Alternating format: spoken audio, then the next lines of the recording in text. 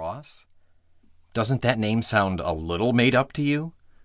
He stopped himself from asking, "People are still burning witches at the stake this day and age?"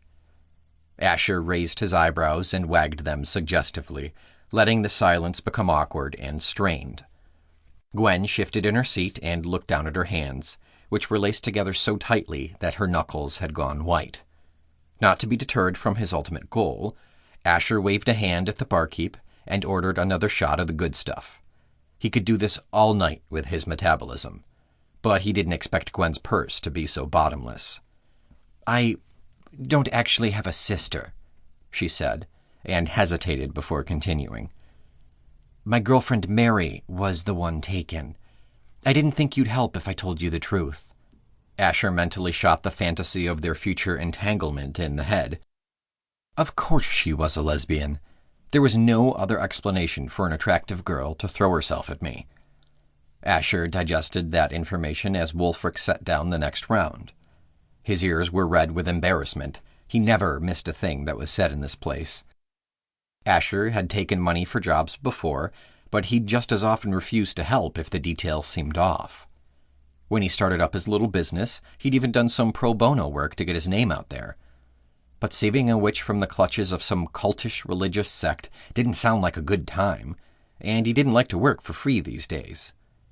"With a name like Asher, you don't have much room to talk," Gwen said as Asher drank another round on her dime.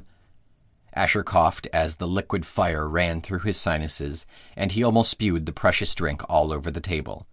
He didn't, though, and tried to regain what little cool he had, wrapping it around him like a protective cloak.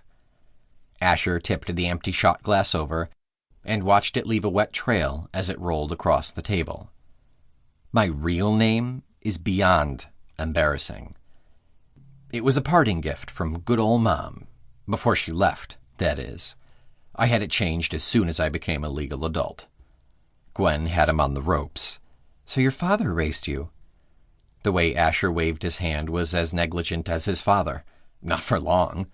Like most bastard children, Father wasn't too keen on keeping around a constant reminder of his philandering ways. Dad was a drunk. So I guess I got at least one thing from the tightwad.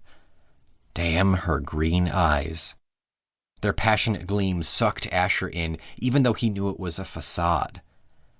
Asher figured it was time to lay his cards on the table. Once he told her how it was, Gwen wouldn't be inclined to believe he could make good on rescuing the damsel. And then Asher would take a cold shower and regret that he'd shown up to his favorite watering hole tonight. "I can't breathe fire, don't know how to walk through shadows, and can't even find a quiet place to drink myself into oblivion. So don't go expecting too much of me. I like to joke that my superpower is taking a punch, but I really don't like being hit, and especially hate the idea of sacrificing life or limb for a job." "But you're immortal," Gwen said, as if it was the most reasonable thing in the world to get dismembered on the daily. "That's not the point. It's the principle," Asher said stubbornly, and bitterly sucked down the rest of his cocktail.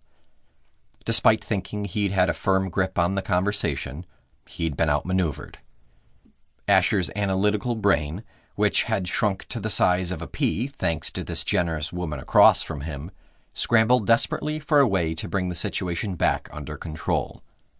Then his glossed-over mind grabbed hold of what seemed like a lifeline.